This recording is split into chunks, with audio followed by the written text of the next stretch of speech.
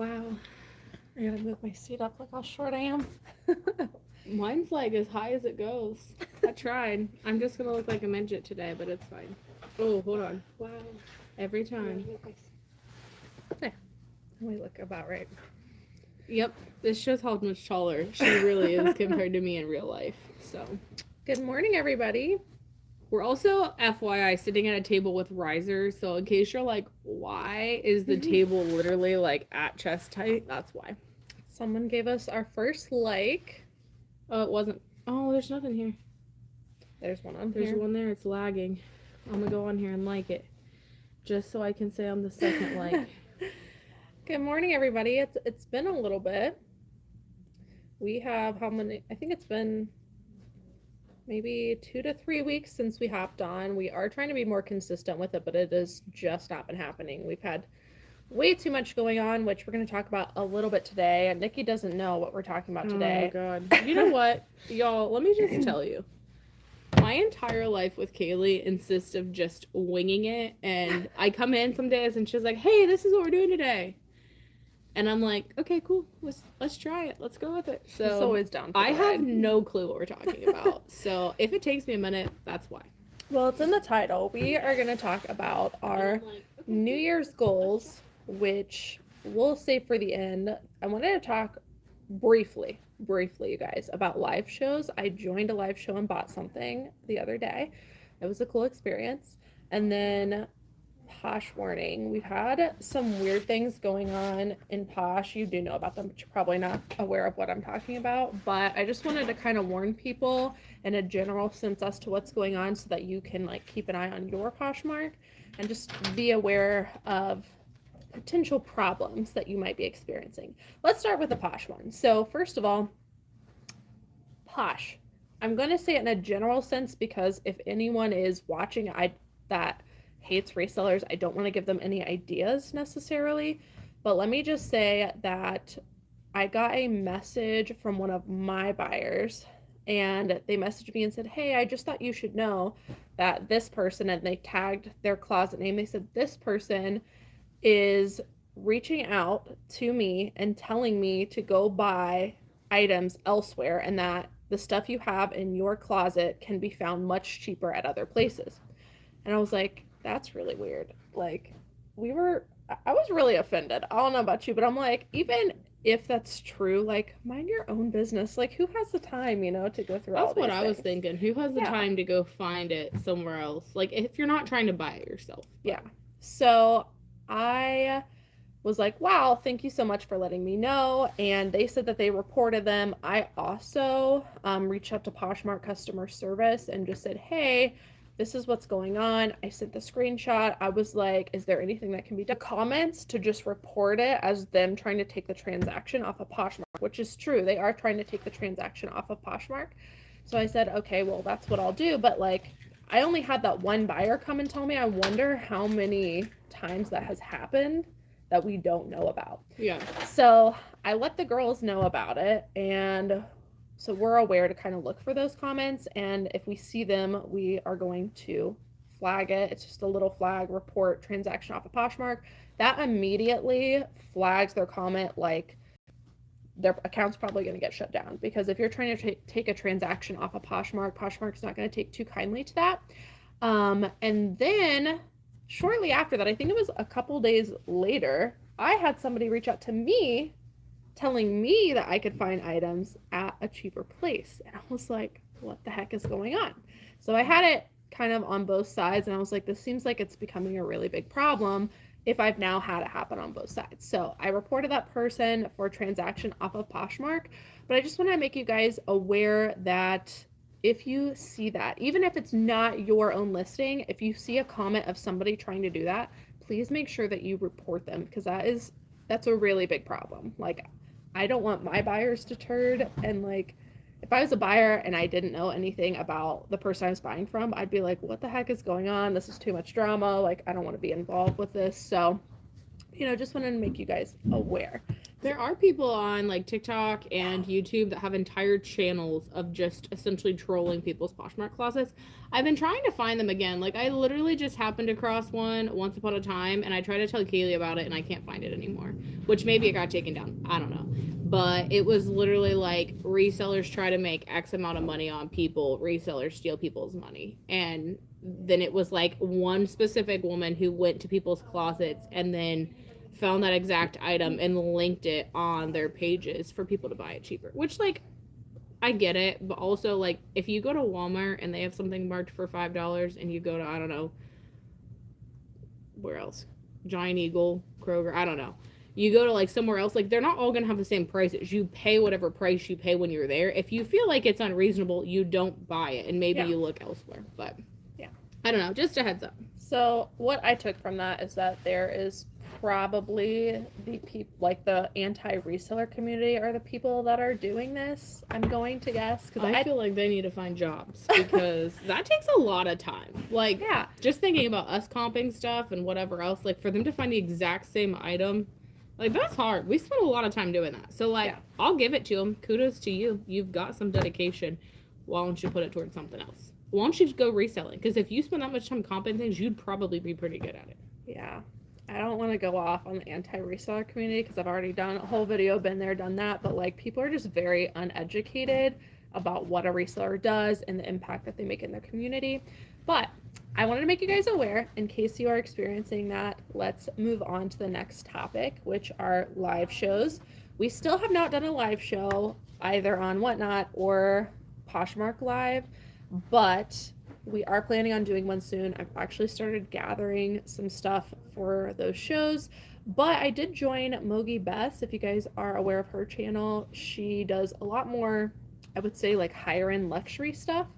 And so I went on to see how hers would go because I figured if she was able to be successful on there selling luxury items, you know, one of the main complaints people have is that their stuff doesn't go for as much as it would. I was like, I'm going to see how her life goes, just kind of check it out. If it's successful, then we'll consider going on. But I ended up buying something off of her Whatnot show. I got a John Barbados men's extra large size hoodie. I did pay a little bit up for it, but I do still think we're going to make like a profit off of it. But I wanted to see what the buying experience was going to be like, and it was pretty cool.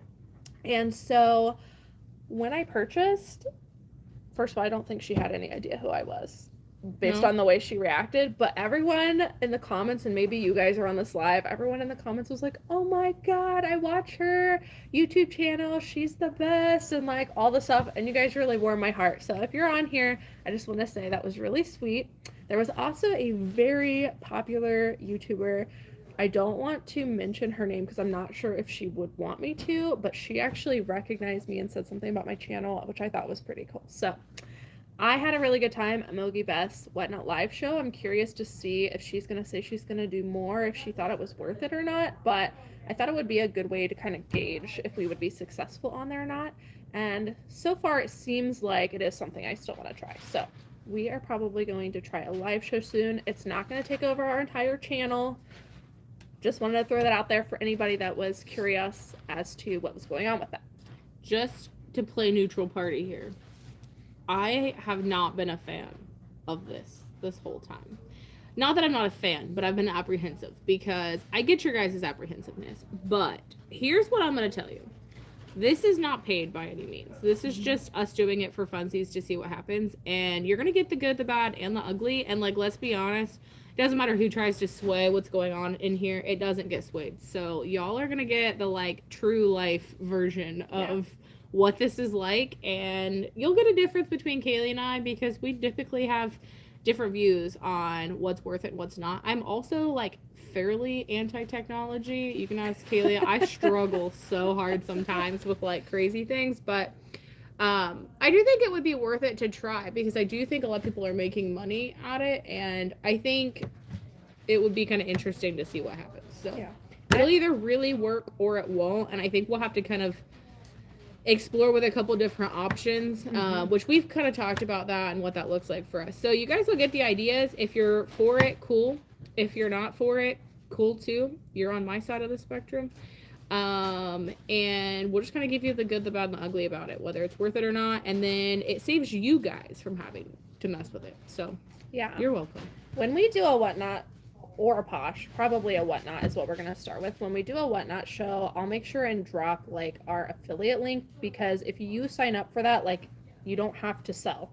You can just sign up to be a buyer, like to just download the app and create an account. If you sign up using an affiliate link, I believe you get $10 to spend on Free your first item. purchase. So you could use that like in the whatnot show to basically source or get something for yourself. But I will make sure to include that link when I like post when we're going to do it. But I think it'd be a good opportunity for you guys to get some really great items that you might want to list for yourself.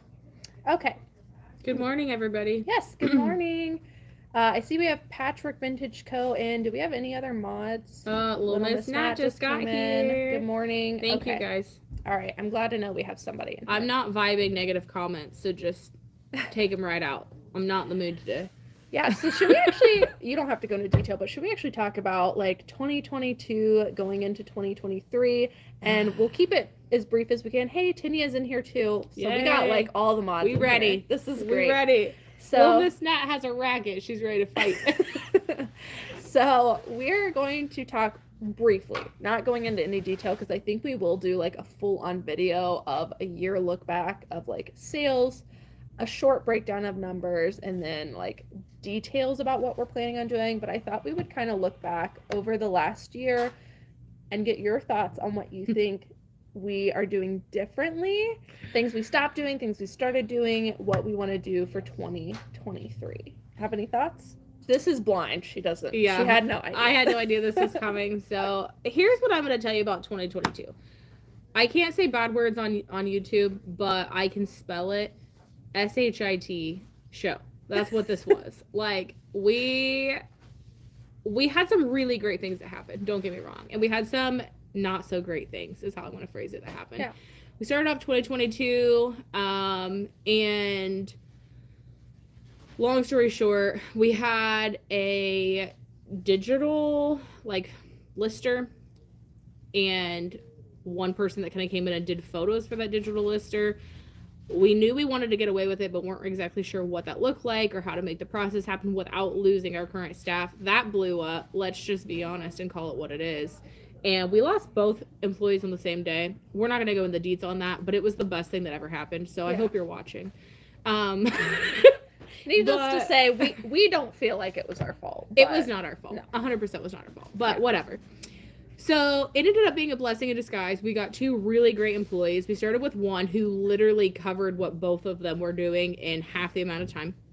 Then we ended up finding another girl who honestly ended up being a godsend. And both of them, I'm looking at them back here behind us. But they are phenomenal. We love them. I definitely feel like that seemed like a really big blow up, but ended up being a really good positive thing.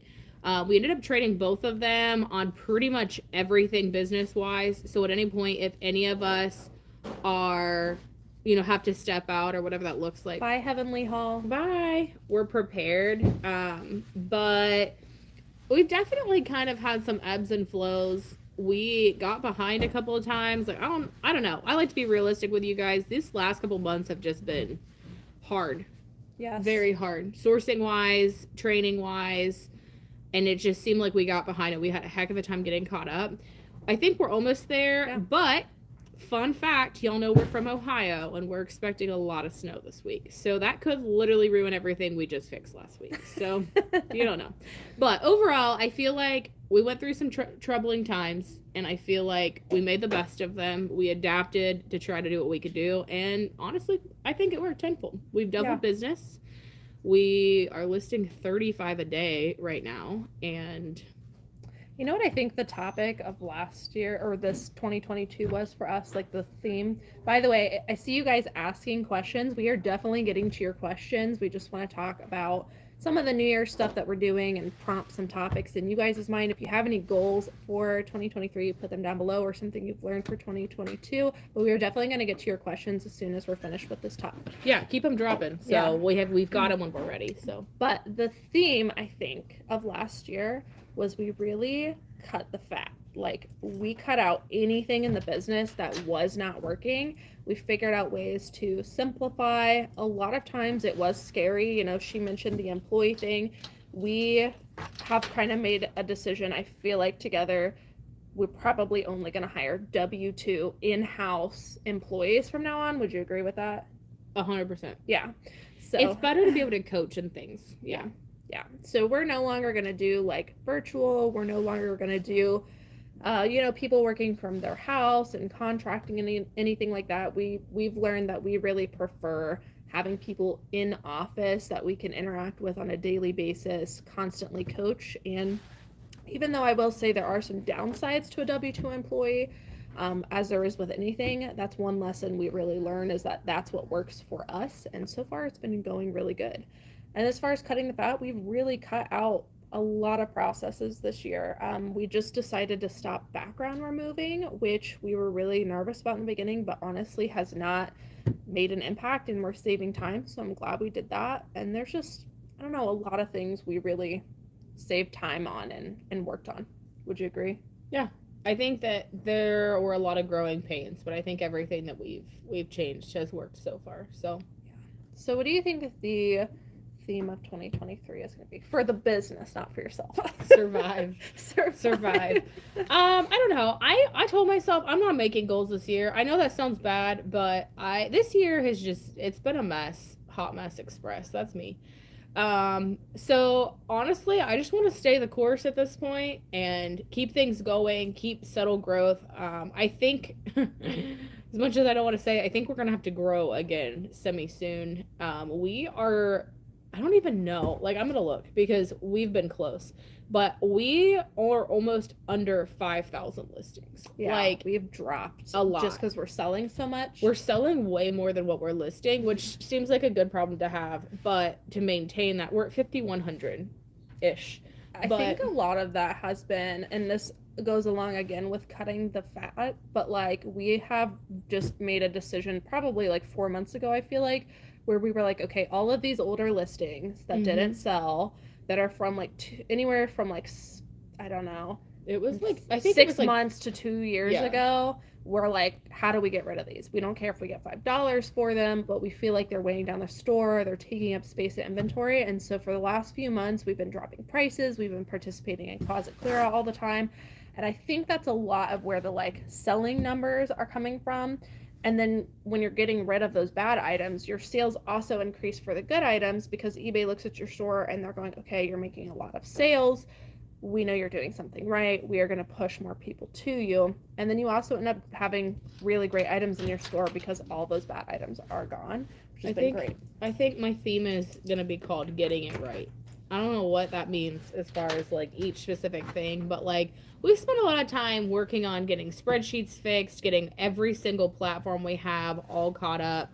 I actually spent time on Friday just like going through and making sure that everything that was on Posh was legitimately things we still had in the store, because that is still a problem sometimes for us.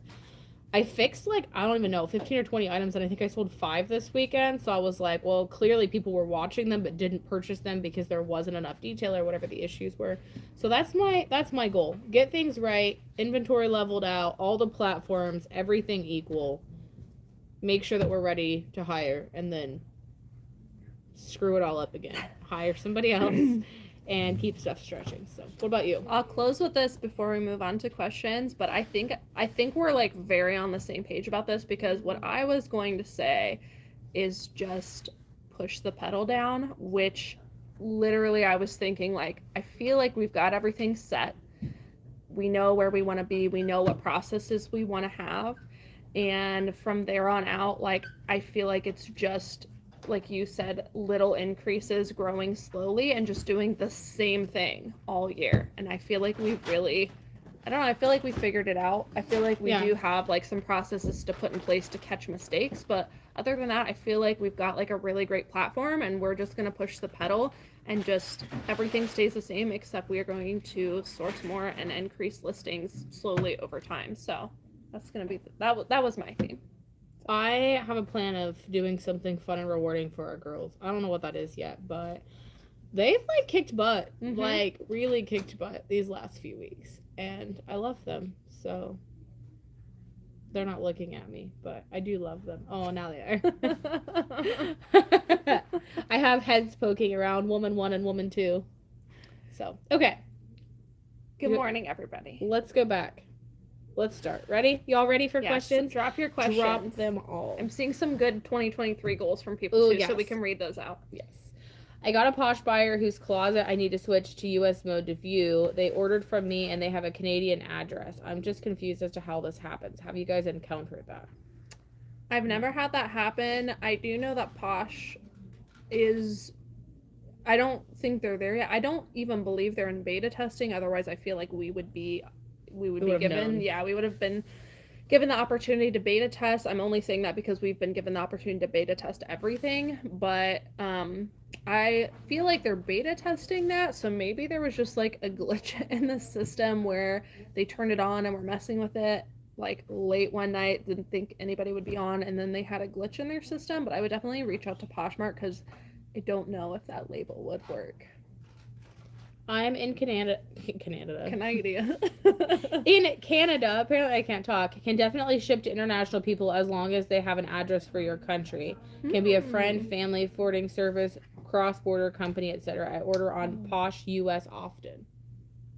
I don't know anything about that. I'm not gonna lie. I feel like you're saying that you can get a certain kind of address where things can be forwarded to, I think is what you're saying, which I would agree with. But as far as like directly shipping somewhere, that is not something I've heard of. You should get back with us and let us know how that goes, because I'd be curious. I'd love to have international shipping on Poshmark. Heavenly Hall's not here, so we need to add this though. But I'm struggling with getting my information done and together for my taxes. The best advice I can give you, and this isn't really advice for you now, but it's like it's too late for this year, but to not wait until the end of the year. That is something that I used to do, and honestly I still struggle with sometimes. By no means do I wait till the end of the year. I usually at most wait like 2 months, but I try to do everything monthly where I gather my receipts. I absolutely pull sales data every single month because I want to like compare that. But I personally have my own spreadsheet where I track everything, which I know you guys have been asking for. I am trying to put something together for you guys, but I do everything every single month. And I guess my suggestion would be is that this doesn't help you for your situation now, but in the future, schedule something every single month, whether that's the first of the month or the end of the month, something you can tie to remember. Like that time for me, it's usually the first of the month, and go, oh, it's the first week of X. I need to sit down and spend a whole day going back through my numbers and my receipts and prepare those things ahead of time so that you don't end up in this situation. Since you're already in this situation, just because I've done this, I would recommend just saying, okay, for the next 3 days, I think it took me 2 to 3 days when I did it. This was on a much smaller scale, but I was like, I got to pull out my receipts. I had a box full of nothing but receipts, and I was like, I've got to go through these. I have to pull all my reports, and I literally had to spend days going back. But I would just say bite the bullet and get it done, and then in the future, make sure you do little bits each month, and it's not as difficult. I like it. Jacqueline says that her 2023 looks like going full-time in January. Getting to learn about different brands and sourcing tips has helped me so much this year. Awesome. Whoop, whoop. Go, Jacqueline. Congratulations in advance. Hope everything goes well for you. My goal is to try other platforms, create my own art, nail down a few niche categories for next year. Awesome. I like that. Way to go, Hannah. I like that goal.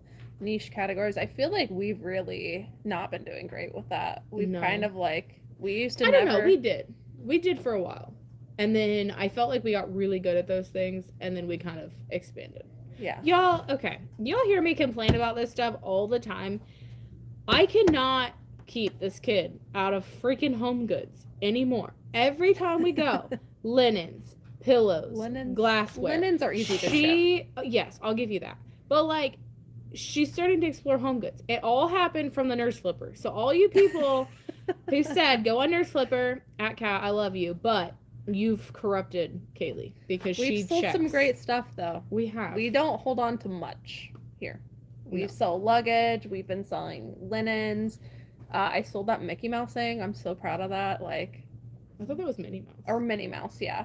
In one day, though. One day. It was crazy. But I mean, was it's like, great. Don't get I me was wrong. like, ooh, but hard goods. yes, More we can source. I'm gonna have to buy a new rack just for the hard goods that Kaylee picks up. And like, I'm gonna make a rule. This is an impromptu rule. See, this is what we do to each other.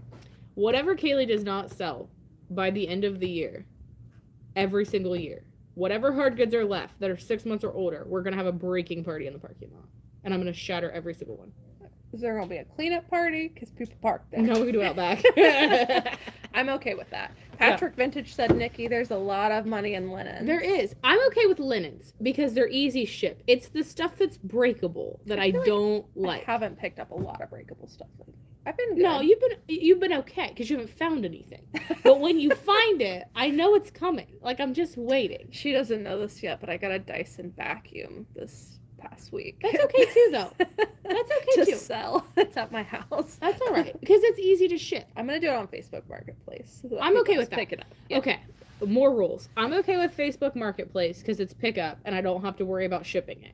But if it's ceramic, glass, breakable, whatever else, and I have to ship it, I'm not. And our girls aren't either. I'm gonna make Kaylee hand package every single one. So if it shatters, it's the boss's fault. Yeah, we've had some really great sales outside of clothing, and I think I even said to her, and she was like, ugh, but I was like, 2023, we're gonna have to tiptoe into hard goods and figure out, because I feel like not that we're the masters of everything, but I feel like we've pretty much mastered clothing. Like, I feel like we've done really good at that.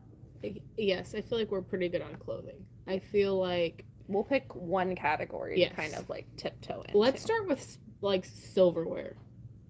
Yeah. I'm okay with that. You could ship it. It's easy. Unless it's knives. You brought all those knives in, and I was worried we were going to stab somebody when like during shipping. But yeah. Anyways, we're going down a rabbit hole. Hello from Arkansas. Bugsy says, I had a first-class package get lost in transit. It was a $70 ornament. Lesson learned. I should have sent it priority. I communicated with the buyer right away and offered a full refund, but he said he doesn't mind waiting while I submit a missing mail request. Hold on. Sorry. It has now been a month since I mailed it with no tracking updates. I reached out to the buyer offering a refund again, but I haven't heard back. What happens to the order if the buyer never responds? Sorry for the lengthy question. I appreciate your time. Excuse me. I'm pretty sure if the buyer does not like open up a case against you, that you're good. Like, yeah, you keep your funds. But in my opinion, because I've had this happen, I would just go ahead and refund them. And then if they end up with the item, which by the way, they're probably not going to, but I definitely would fill out that missing mail request and then just refund the buyer, because they're probably never going to get it. In the off chance that they get it, it really sucks, but we're usually like, just keep the item if you end up getting it. And usually that makes a return buyer. So it kind of works out that, you know, you've given such great customer service. Yes, you lost that money, but you're probably going to get that buyer coming back to you and they're going to buy more stuff from your store. And in my opinion, it all works out in the end. But yes, I would definitely go priority mail next time to get that extra protection. Or I think, I might be wrong on this, but I think even with first class, you might be able to add additional insurance.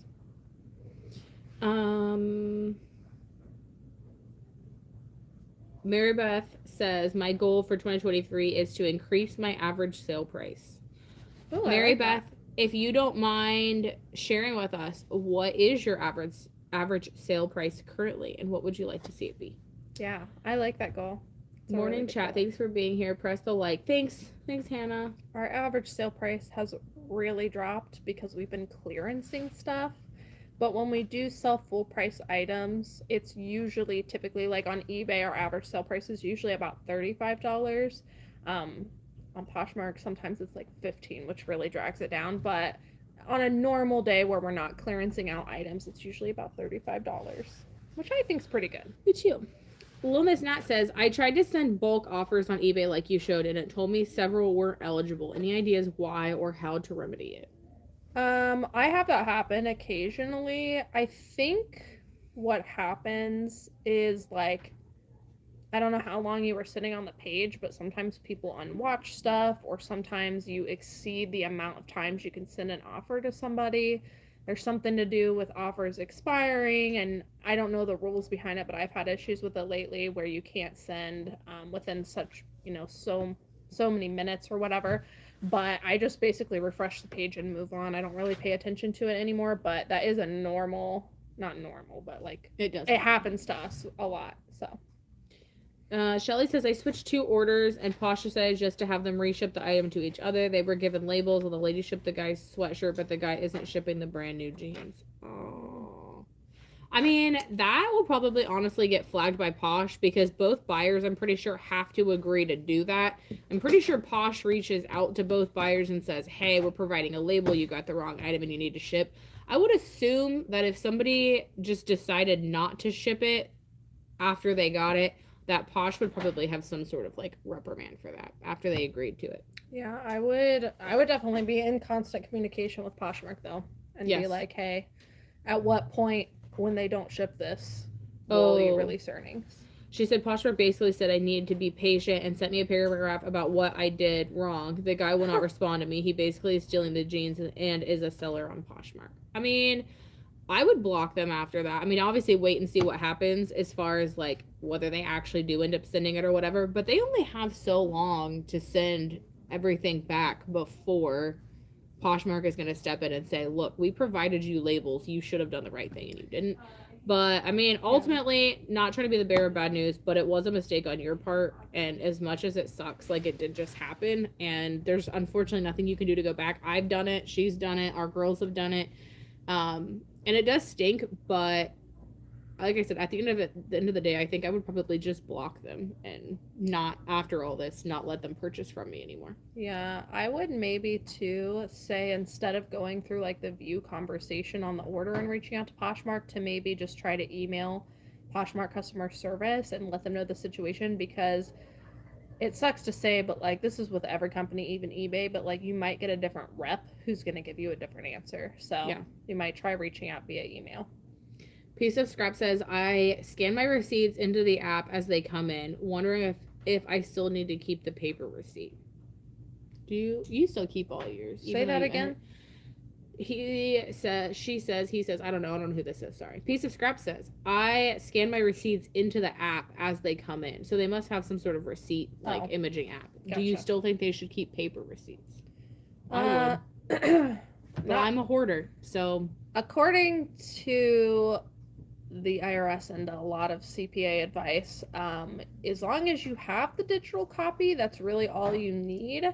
But I would just say be sure that you're going to have that digital information. I would back up your digital information. Like if you've got it on your computer, let's say, I would just maybe get a thumb drive and have a secondary copy of that.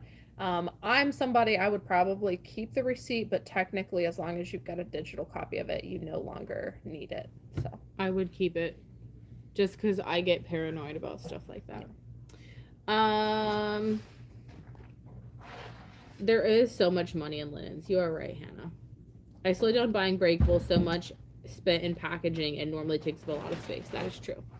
Angie's at it again, says, I have one credit card for only sourcing. The monthly statement makes tallying receipts a thing of the past. I mean, yeah, but I think sometimes it's better to have it itemized too, rather than just like a lump sum. I don't know. I get really paranoid about that. Like, there's different methods of doing it. I get worried that I'll get audited or something. I literally keep everything. Hoarder. That's what it is. I do. I get paranoid about stuff like that. I've heard nightmares. As long as you have a copy of it, you'll be fine. But again, if you're worried about not, like, you might lose that information, then I would keep it. And I mean, you could even, instead of taking the time to like organize a paper receipt, you could just put all of your paper receipts in a box in the off chance, you know, that you might need to reference it again, but that way you're not spending too much time on it if you've already done the work to scan it.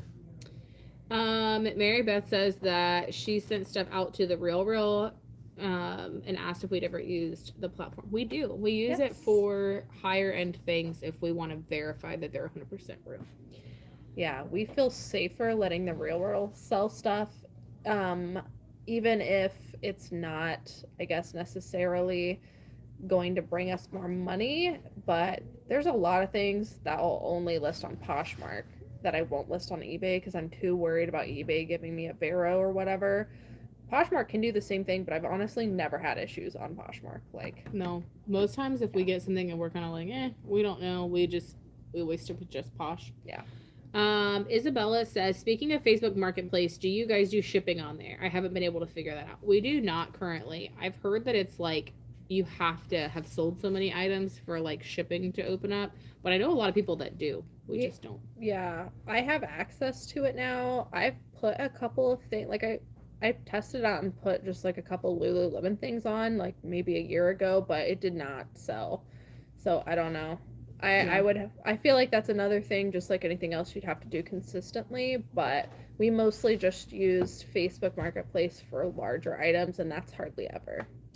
She says, just an appreciation post for you two. Thank you for offering so much value to us. Thanks. Thank you. We Thanks love for you. being here. Piece of scrap. I'm pretty sure Bugsy was saying that he had tracking on that package. It just wasn't updating. So like it got to a certain point with USPS and then just didn't go any further. Nick says that USPS sucks. Sometimes they do. Sometimes they're slow. Honestly, I gotta find some wood. We haven't had any issues really lately, which I knocked on wood, so let's not jinx it, but it's just like anything else. It really depends on the people that are working that day. UPS has issues, FedEx has issues. They all have issues. But we choose to use USPS. It's the easiest for us, integrated into eBay and Poshmark.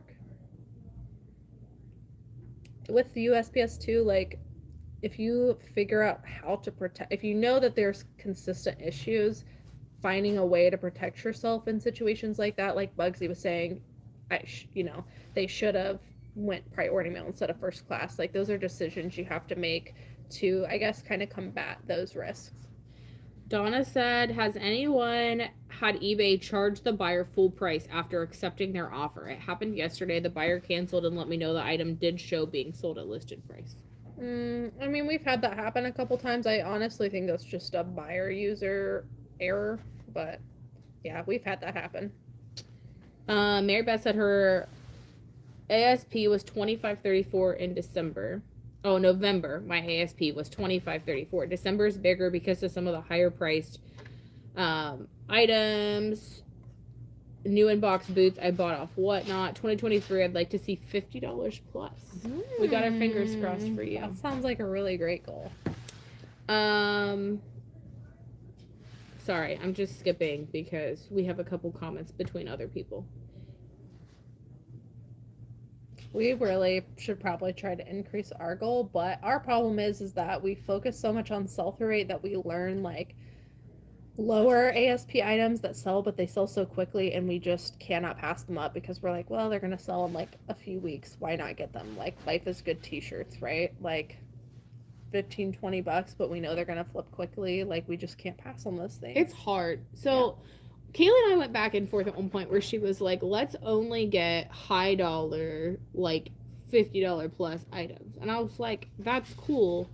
But also, like, if you're already in the store and you're already spending time going through it and you flip through and you know that there's something that's going to sell, but it's only going to sell for $25, why would you skip it? Because you're already there. You're already looking at it. You've already got it in hand. You've already done the work. And I don't know.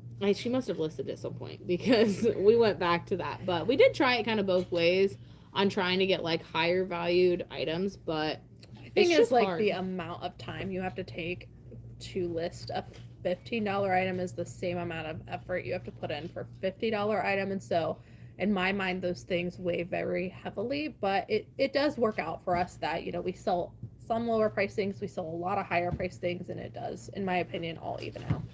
Ruth says, with sales so slow the past few weeks, I was getting discouraged and almost scared to source. So I said, well, what would Kaylee do? Comp everything. So I have been, and have been flipping things in days. Yay! That honestly, people, I don't know. People ask me for advice all the time on how to make sales, and I'm always like, it all starts with picking up great items and actually checking the sell-through rate. And some people kind of shrug that off, and they're like, yeah, okay, I guess it could be better about that. But then they just don't do it, and then they come back to me a couple months later, and they're like, I don't understand why my sales haven't increased, and they're down on their luck, and they're complaining, but they didn't do anything to fix it. And that is the biggest thing you can do, is really, really looking at sell-through rate. And just to be honest, I was in those shoes as a newer reseller where I was like, I just don't want to take the time. Just don't want to take the time to do it. I could grab the stuff. And I had to switch my mindset of looking at it like, okay, well, you're actually wasting time. by picking items up that aren't going to sell. That you bring back Yeah. and spend time listing. Yeah. You might as well just go ahead and take the time in the beginning to do the comp, know for sure that it's going to sell, and or leave that item behind, and you're going to, you know, have a lower amount of inventory, things are going to sell faster. And so I had to put that time up front into making that decision, and it actually saved us time in the long run. Same thing with the sourcing spreadsheet. You know, we were doing comps twice when we were very hesitant, would you agree, in the beginning when we started doing that sourcing spreadsheet, because we're like, oh my god, it takes so much time. We're at the thrift store, we have to stop, we can't go to the next item, we got to type all this info in. Now that we force ourselves to do it, we realize how much time we actually saved. We did. It was just, I think, hard to make the adjustment, but we saved so much time. We were spending like an entire office day on just pricing alone. Yeah. So. Yeah, it's been great, but it is those hard decisions that you have to like have a talk with yourself on changing. But sell-through rate is like the biggest game changer for anybody. I think if you're not checking sell-through rate and you don't have rules set for yourself, that is the number one thing that makes the biggest difference. Bugsy, I'm kind of going back here, but it just made me think about it that sometimes tracking like sucks on packages and they like forget to scan something, and maybe it is actually closer to the buyer than what you think it is. I mean, I don't know how long it's been at this point, but maybe it is getting close, especially with the holidays and stuff. I mean, it wouldn't hurt to reach out to the buyer again. You can refund them like at any point. So maybe reach out to them again and just say, hey, like, just following up. Christmas is in a couple days. Maybe that's what you do. Maybe refund them on Christmas and say, like, keep messaging them and be like, hey, just following up, like, I haven't gotten it, like, it's still showing it hasn't moved, have you received it, maybe they didn't scan it, blah, blah, blah, blah, blah. And then if they still don't have anything by Christmas, maybe send them a nice refund and be like, Merry Christmas on the comments, like, sorry you didn't get this in time. Yeah, that might be good, but maybe it's a missed scan. I just thought about that. Josefina says, if someone declined your offer in Poshmark, what are we supposed to do? Do you keep sending lower offers, or the declined offer means don't bother me anymore? I don't think the declined offer means don't bother me anymore, because I oftentimes have buyers who will decline and then they'll come back immediately and counter me with something else. So I don't necessarily think that's what that means. Just to be honest with you, we don't look at like individual actions like that. Like if I get an offer, I'll obviously counter or accept, but we use Posh VA, so like even if the buyer declines, my Posh VA is still going to be sending out offers, and so we just don't really look at that. And you know, as newer resellers, a lot of people are looking at things like that, like, okay, a buyer just declined, what I do, or they're like, hey, I just listed this item, it only has 2 views, what do I do? And it's like, we just don't look at those numbers on an individual basis usually. So I would just say ignore it, continue sending out your offers to everybody, even if you don't use Posh VA. If you send out offers to watchers, I would not even think about it. I would just keep moving on, and they can decide what they want to do. The ball is in their court at that point. I could be wrong, but I'm pretty sure they can unlike the item too. Yeah. Right? So, like, if they really get tired of you harassing them, like, sending them offers and stuff all the time, which, first of all, that's, like, all Poshmark is sending people offers. So, like, I feel like if you're on Posh, you kind of have to expect that. Mm-hmm. But they could also decide to unlike the item so that they're not getting offers anymore. You know what I mean? Once they unlike an item, you're not even going to know who they are anymore at that point. So, piece of scrap. Oh, hold on. Jacqueline says, I'm looking to drop Facebook Marketplace in the new year. It is just a huge garage sale near me anymore. One more platform to babysit. Yeah. So maybe you can follow up with the other person asking about Facebook Marketplace shipping and give her some advice on what your thoughts were between the two, because it seems like you have done it and you're not necessarily a fan of it. Maybe that would help somebody new. It's all about what works for you. Like, some people really thrive on Facebook Marketplace. Some people really thrive on whatnot. Like, it really just depends on your business. But I would say if you're struggling with it and you're like, it's not working for you, in my opinion, sometimes it's worth it to just be like, yeah, I'm not going to do this anymore. Like, let's move on to something else. Mercari. Yeah. Yeah.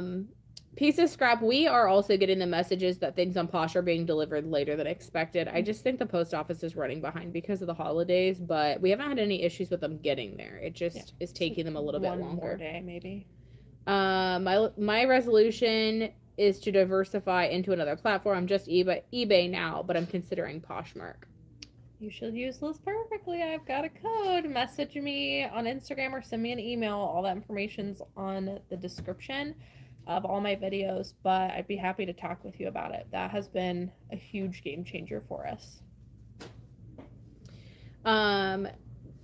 Tiger Allen Pride says, yes, the invoice is wrong, but if they actually pay, they'll be charged the offer price. It is an issue in international sales, a known issue with a ticket in. So that's why eBay sometimes looks like it's charging people more. It's an international thing. So if any of y'all are struggling, it sounds like... I was like, what are we talking about? Sorry. Tiger Allen Pride says that they have a little bit of info on that. So thanks. Yeah, that's good. Thanks for bringing that to the table. Interesting. Mildemus Nat says, my 2023 goal is to have a shipping/weighing station set up. I always have to clear space and then pull everything out. Seems like that could be trimmed. Yes. I love those things. I love that.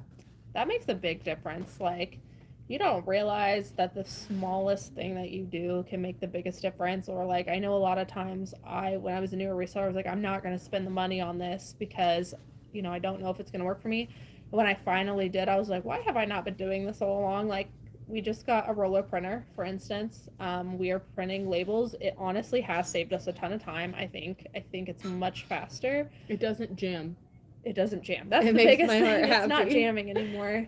But sorry. No, you're good. But like, it's just little things that when you finally decide to invest either your time, your space, or your money into, that can make a big difference. And I do think that having a dedicated shipping station is really awesome. We actually kind of combo, which Nikki doesn't know yet, but we are probably doing an office tour today and an updated inventory video because people have been begging us for it. So I think my eye is twitching. You literally just made my eye twitch.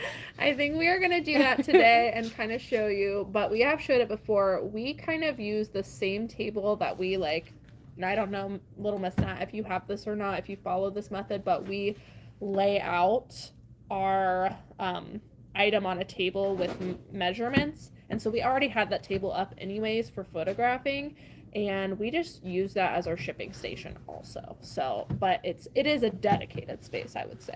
So it's been really nice. Revised office tour. Yes. Making notes over here. They want to know an updated inventory too. That was the main thing. A lot of people were asking for just office because they follow our exact business model. And then other people were asking for an updated inventory, which I feel like is pretty quick to explain. So I was like, we'll just combo those. I like it. Live in It says, how do you manage the social media aspect of Poshmark? The sharing, etc. It all seems overwhelming to me. Posh or VA? I don't. I let Posh or VA do that for me.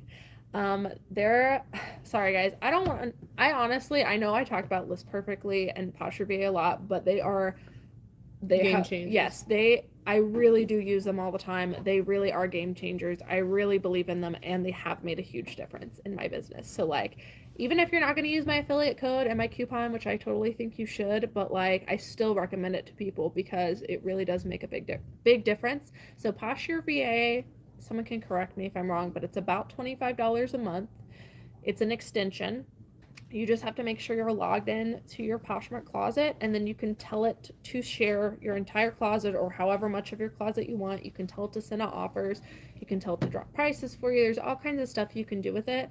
We automate it as much as we can. So like for sharing, you can schedule with Posh or VA. As long as you're signed in on your computer to Poshmark and leave that tab open, you can schedule sharing. I schedule it for 9 a.m. and 9 p.m. every single day. You probably, I'm going to guess, have less listings than me, so you could probably schedule more than that. But you can even schedule it. Take the time once, schedule it. Probably took me 5 minutes to do that, and then it just shares automatically for me. So we don't really deal with that. It can also send follows back. It can do all that stuff. We personally don't really focus on follow backs. We just focus on sharing and sending offers. That's that's really what makes you the money. I don't honestly think about the rest of that nonsense. So Here's what I'm gonna say.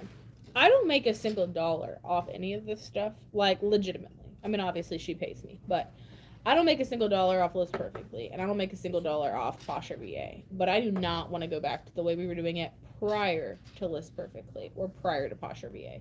So if you want like 100% neutral party here, I will tell you I am neutral because if she did not have, sorry, I just keep touching you. I just fine. really want to be we touch close. all the It's time. if we didn't have Posh VA or we didn't have List Perfectly, I can tell you who'd be doing all the things that would need to be done with those, and it would be me more than likely, and that saves me so much time. If I had to come in every single day and share It's like having an 5,000 employee. listings, yeah, like it would literally take me probably half the day to just share all of those.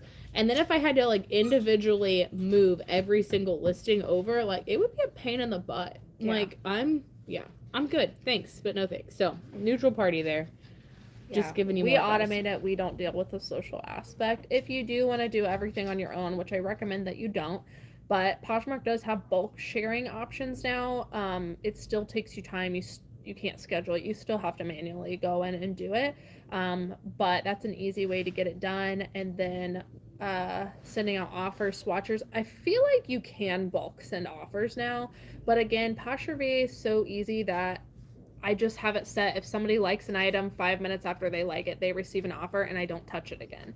So like for me, it's worth the $25 a month that I know I'm going to catch a sale. If just one sale happens because of Posh VA, I paid for the entire month. So if you're going to do it yourself manually, focus on sharing and sending offers. Ignore the rest of it. I don't focus on the rest of the social aspects of Poshmark. To me, they're optional and they don't do anything for your business.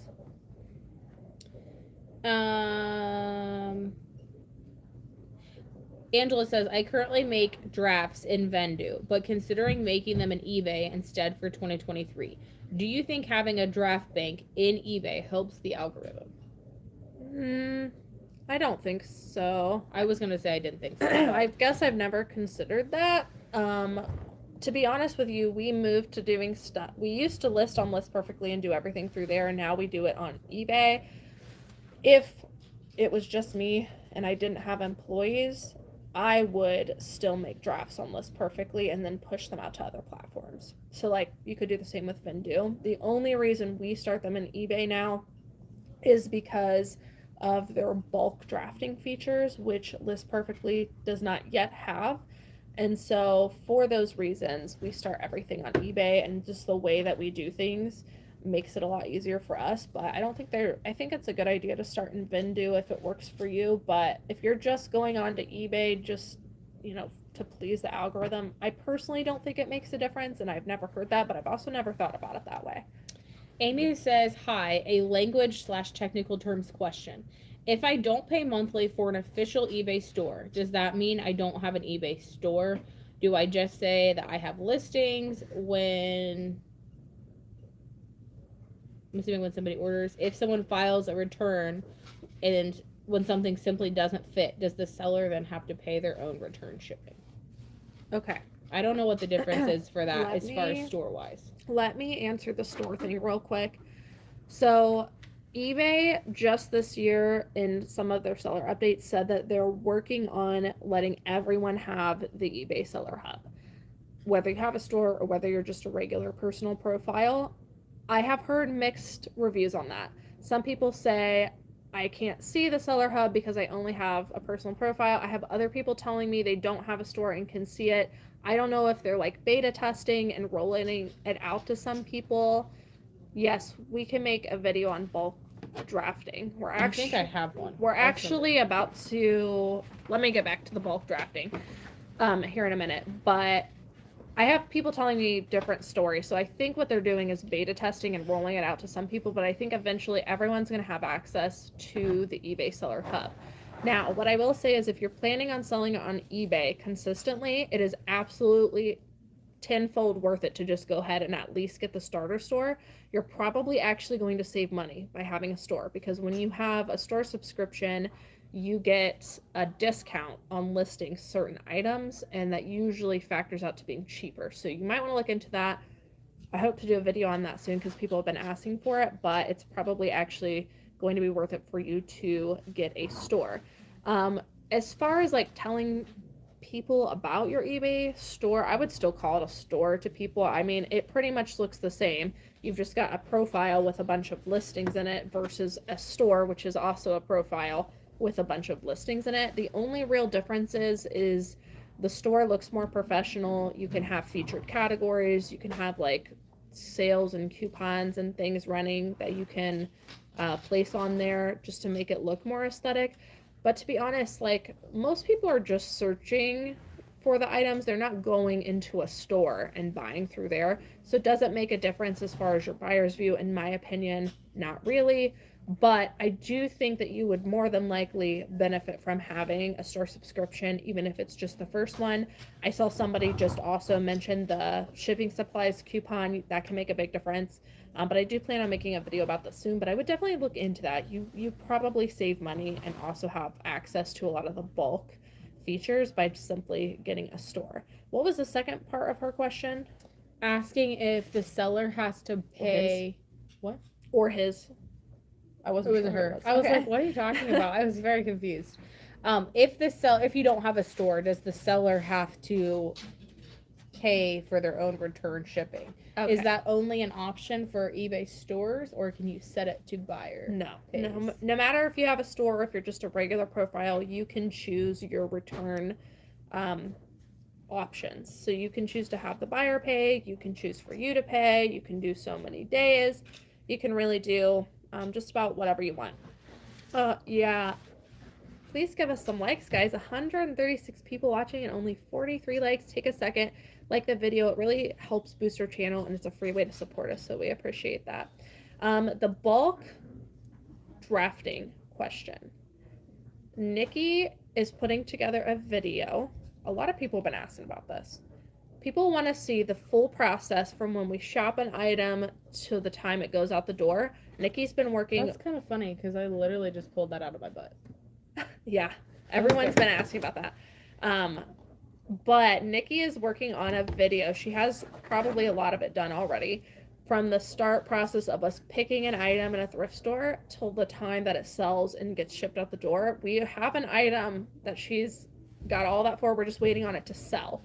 So once that sells, we'll complete the video and be able to show you. But bulk drafting, I think, is actually part of that process. I don't know. I don't remember. I feel like I mentioned it in there about if you were doing bulk or how to do individual, but I don't think I actually showed Maybe it. I'll just do a short. I'll do a short where I show how we do that real quick. But if anybody really wants that video to pop up, they're bird dog pants. So buy them for you, and then you can. You know, while we're at it, I meant to tell you this morning, but I actually had to edit those listings because Mine? Yes. Oh. Because I realized that most people have them listed as bird dogs, all one word. Yeah. And that's how the drop downs are. So I had to go back and I fixed that, and I recorded fixing that so that we would have it for the video. But that's even better when you make mistakes. Because I was like, fix them. yeah, I was like, why hasn't this sold yet? Maybe that's why. So we'll see. Interesting. Okay. Nick says, if I want to increase sales, should I have 200 plus listings? I currently have 101. What's your theory on listings versus proficiency? Not proficiency, but what's the word I'm looking for? Why is it not coming to me? Consistency? No. Quantity? Nope. I don't know. I don't know. I was thinking like increasing your business, like growing. Okay, let's say that. Yeah. Amount of listings per growing your business. It's not the word I was looking for, but it's not coming. I was just going to say that, excuse me, I'm very cautious when I answer this question because I get it a lot.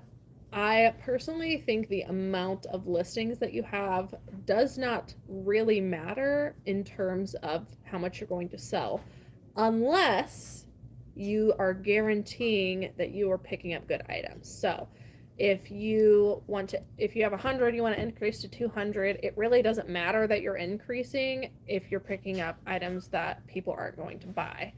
But if you know that you're picking up great items, you check sell-through rate, you can guarantee yourself based on data that things are going to sell, then yes, increasing your listings is 100% going to increase your sales. Also, consistent listing. Some people, you might say in 2 days, I'm going to list those 100 items. What's better is to phase it out over time and have slow growth and do something every single day, and form a consistent habit. But I personally don't think just listing a bunch of items is the key to sales. No. I think listing good items is the key to consistent sales. I think the amount of listings you have has absolutely nothing to do with you being successful. Yeah. You could have 500 really crappy items or have 500 really great items. So there are stores that sell as much like dollar volume as we do and only have 1,000 items in their store, but they pick such great items and they're so picky that they turn over their store multiple times a month. We have 5,000 listings. A lot of them, I would say at least half of them, are older items that we picked up before we started focusing on sell-through rate. And as we start focusing on sell-through rate, we mentioned in the video, but our store starts to dwindle down to a little bit. And honestly, I'd be happy if we only had to manage 200 items in inventory, but they sold like every single week. All the time. So that would be the goal, not to have a big store. Good morning, everybody. Welcome. Good morning and happy holidays. I've seen a lot of happy yes. holidays. Are you guys excited for Christmas? Does anybody else feel like it's not Christmas? Because, y'all,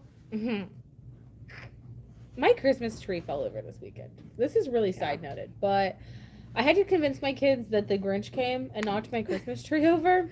I don't even know what's happening, but like, there's no way that it's Monday and Christmas is Sunday because I haven't even finished shopping. So I gotta wrap everything. What you guys can't see over here is 2 bags of my kids' toys that I've been hiding at the office for like the last month. But yes, happy holidays regardless, whether you feel it or not. Happy holidays. And welcome. Thanks for joining us.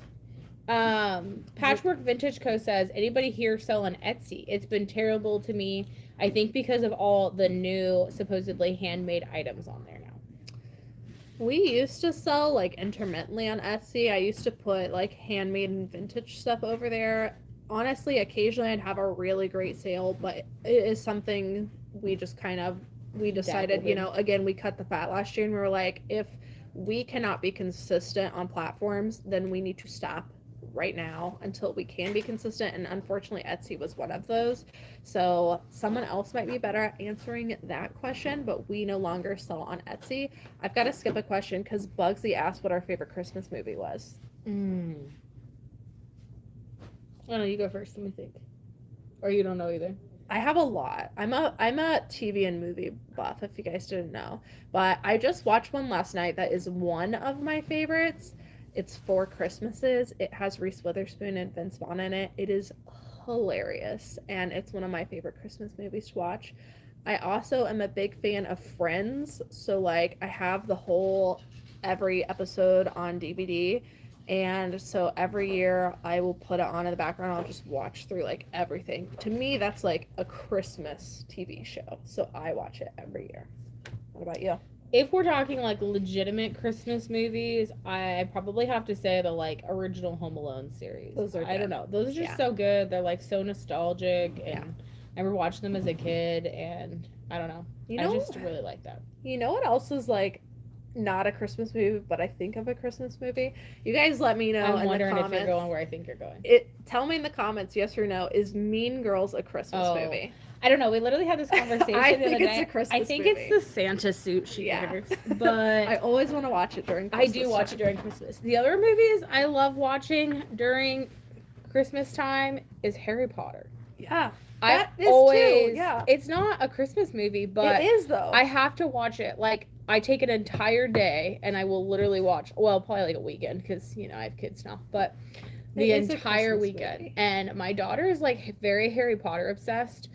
So I hope she doesn't end up watching this before Christmas, but she's got a lot of Harry Potter stuff coming for Christmas. So, I don't know. I just feel like it's not Christmas if you don't watch Harry Potter.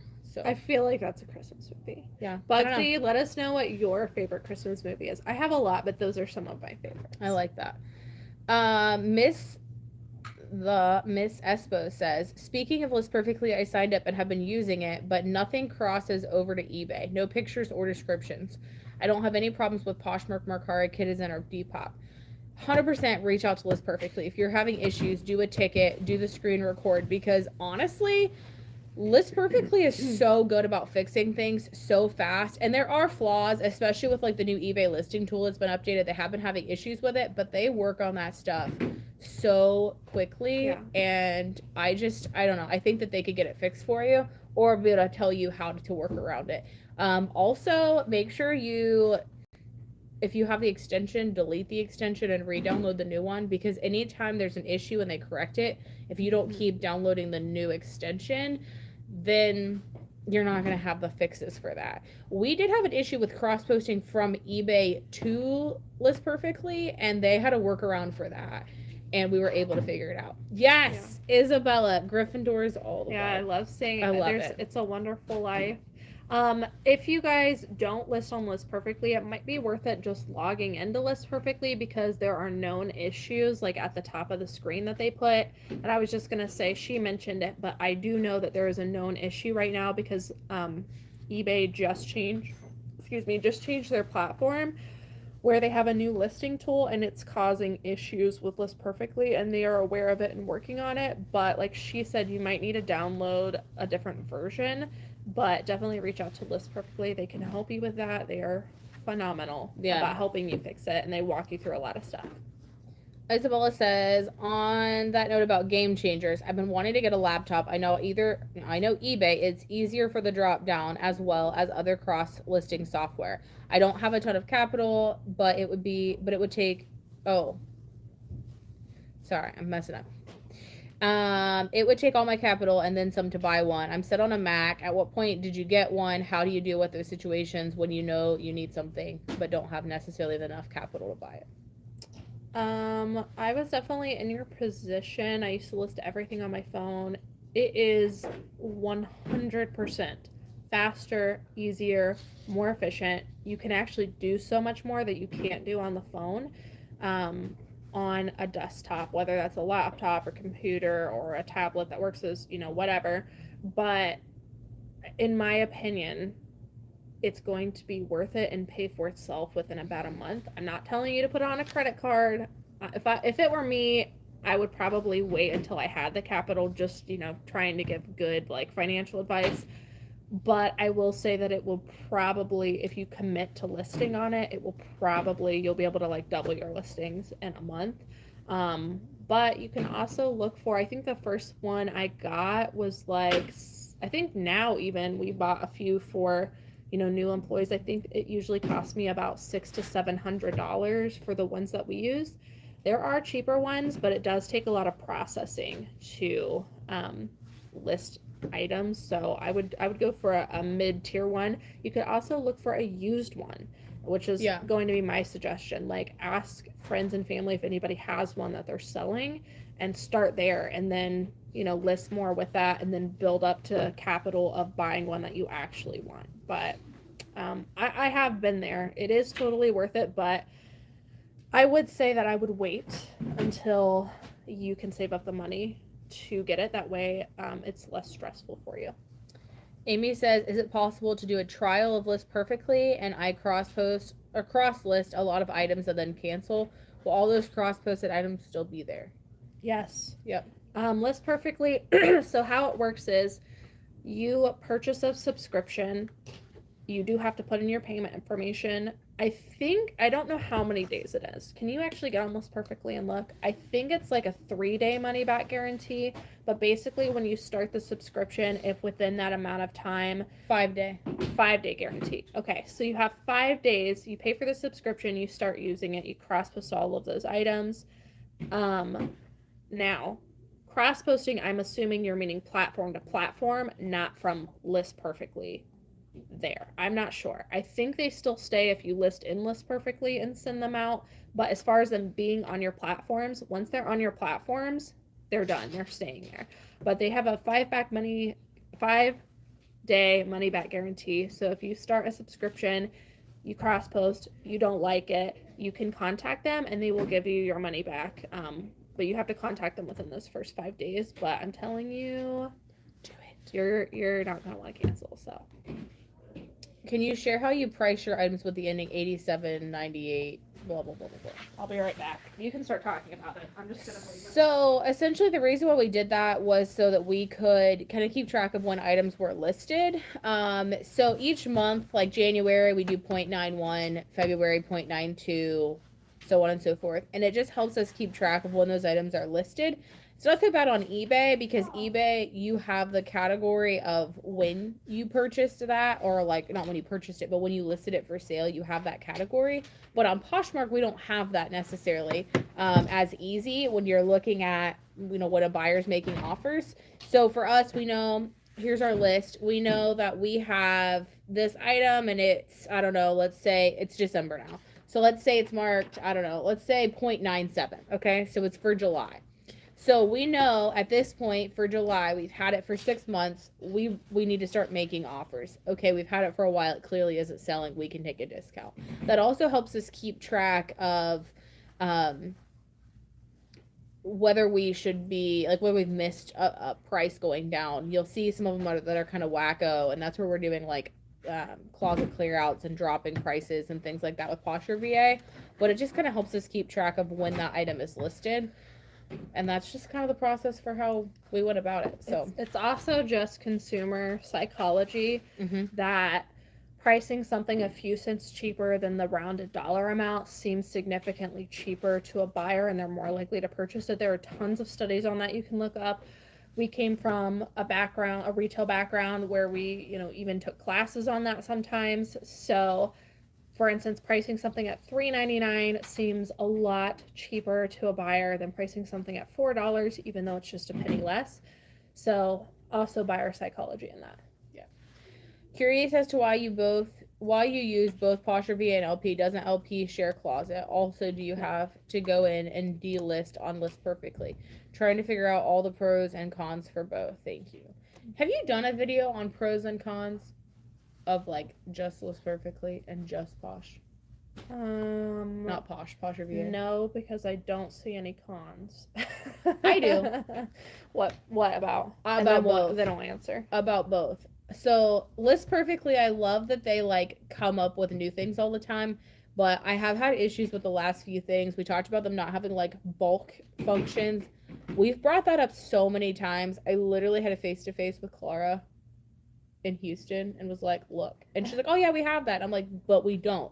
Like, unless you are physically doing it, you don't have it. So like, I do have cons on that.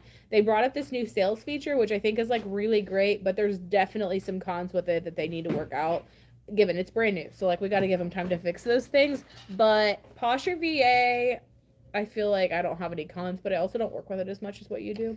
I guess I look at it like there are issues with them, and then there's things that they do really well. But as far as like maybe a con, maybe that's not the right word. But as far as like a pro and con, having it versus not having it, I would 100% advocate for having it. That I don't think that there are any cons to having it is what I was trying to say.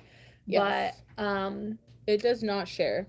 They do different things. So completely different things. List Perfectly is only a listing and a cross-posting tool.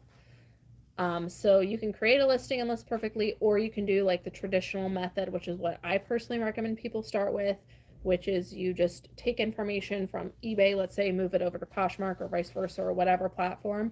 That's what List Perfectly does. You can list and delist on there. The reason you'd want to probably do that on List Perfectly is because if Posher VA can do the same thing, but with Posher VA, when you relist, like you make a new listing for something, it gives it a new item number.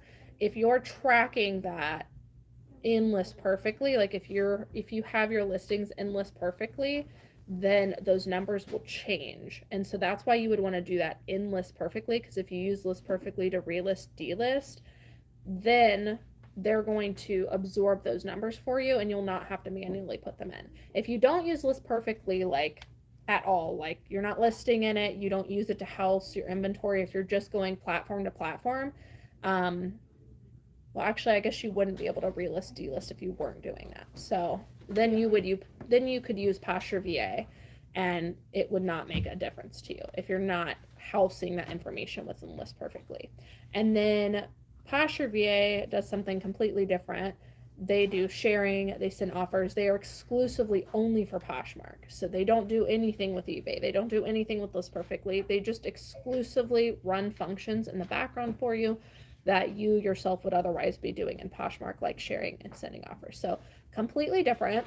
Both can relist and delist, but if you're using List Perfectly to list and to, like, if you cross post your listings into List Perfectly, which you don't have to, but if you did, you would want to use List Perfectly to relist a list. If you are not doing that, then you'd want to use Posh or VA. Hopefully that makes sense. I'm reading some of these, sorry. You're good. Do you have a different technique or keyword order for creating a listing title for items purchased based on style instead of brand? Example, put brand name, 5 keywords instead of first word. No, I feel like we list everything pretty much the same. Yeah. I think for consistency, it's easier that way. We might, like, make sure that all those keywords make it in the title, but, like, we would do that anyways, because we always say the most, like, prominent features of an item are going to be what goes in the title, so. Yeah, we focus on being streamlined, so I'm not going to say that it's better or worse. I'm just going to say that we're consistent in the way that we list, regardless of any situation, so we would still structure it the same way. Can you make a video about how to set up shipping policies on eBay and show us how yours are set up? Ever since they changed it on September 2022, I struggle with it because I list on the eBay app. Okay, I do not have shipping policies. Whenever I have tried to go in there and play around with it, all of my listings get messed up and I don't understand what's happening. And then I always have to revert back to, like, the original way of doing it. So we do not use business policies in eBay.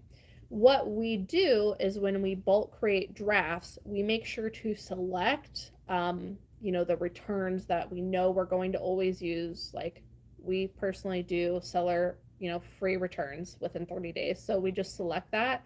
And then we do, like, the package dimensions. We default to first class. And then we just create a bunch of drafts based on that. And then if we need to adjust as we go, we will. But we do not use those policies because I don't know why, but I can never figure it out. And to me, it's just easier to use our bulk drafting method, personally. Yeah, I agree. Do you guys know when or how I can sign up for Posh or Live as a seller, or do I have to be invited? So I'm actually dealing with this myself. So it is invite only. They are beta testing it. I'm pretty sure if you're eligible, you would have already been in it and Posh living by now. So at this point, if you don't have it, you're probably waiting for it to be rolled out to everyone. We actually got invited to the beta testing and I just, like, didn't finish the application because, like, I got distracted and then I couldn't get back into it. Then we went to Posh Fest and they actually gave us a link where we could sign up for it, but then all the slots were filled. So then we were like, well, crap. So I'm in the same boat you are right now because even though we got invited, we did not fill it out in time. But they can say yes, they can say no. It really doesn't hurt my feelings either way. But I reached out to, I think it's Posh Show Lives. I'd have to look it back up, but there's an email where you can email specifically for Poshmark Lives, and you could just be like, hey, could you let me in? Like, I really want to do this. The worst thing they can say is no, and so that's what I've done.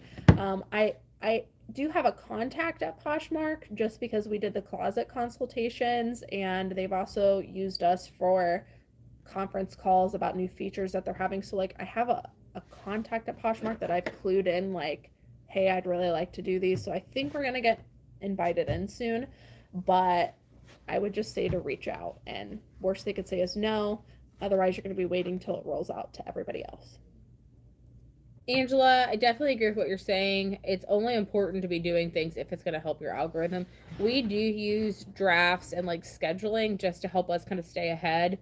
But we're actually looking at changing that potentially too. So I think that you're right. The only point in doing certain things is if it's actually going to make a difference for you. Either you need to do it because it makes your life easier and makes you more consistent, or because it's helping with the algorithm. If it's not doing one of those two things, I don't see why you waste time on it. So, I recently stopped listing for approximately 3 months to focus on relisting and clearing out my stuff, and my sales dropped significantly. Well, Miss Nat, I'm so sorry. I'm so sorry. Yeah. I mean, that is a good idea though, to like get back to a foundation and a baseline that you're comfortable with. But a lot of people do think that relisting and reworking items is the same thing as listing new items. In my opinion, in the Poshmark algorithm and the eBay algorithm, it is not the same. I think they really value brand new listings a lot higher. But the fact of the matter is, like, if those items were sitting that you had to rework them, they probably weren't going to sell quickly anyways, if that makes sense. So like, you need to get some items in your closet and in your store that people are going to purchase quickly, because unfortunately with the algorithms, sales equals sales. So you need to have sales in order to boost your sales. It's a silly thing, but I do like the idea of like clearing out and stuff. like starting from like starting fresh. If you're capable of doing that even with a drop in sales, like having that base foundation to work from is fantastic. Little Miss Nat, I also love the Grinch. I don't know why I didn't think about the Grinch, but I love it. My husband likes to do the like screaming of Max all the time, and it makes my heart happy. I've also told Kaylee forever that I've wanted to get a Grinch costume like the week before Christmas and wear it when we go thrifting, and I never think about it until it's like a week before Christmas and there's not enough time to order one. But I will at some point order a Grinch costume and I will wear it. On Poshmark, what do I do when someone adds one of my items to a bundle? Send them an offer. All of that means is that they're basically adding items to their cart is essentially what it is. And that bundle is only going to show items from your closet. So it's any items that they've added to their cart from your closet.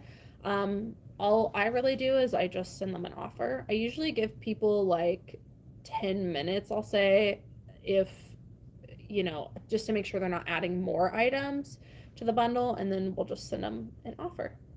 But you really don't need to do much. Way to go. The High Vintage said Etsy has picked up for them lately. Whoop, whoop. Pamela wants to know if you've ever used Vendoo. We have not. I have not used Vendoo, but I have looked at kind of what's different about them versus List Perfectly, and based on my research with that and also talking to other people about Vendoo, I feel like List Perfectly is the platform for us. Vendoo's actually reached out to me to try and steal us from List Perfectly for their affiliate program, and I said no. Joke's on them. We're hard-headed. So I have though looked into it, and I think that List Perfectly is the cross-hosting platform for us. But no, I have not physically used it. I've just watched videos of other people using it.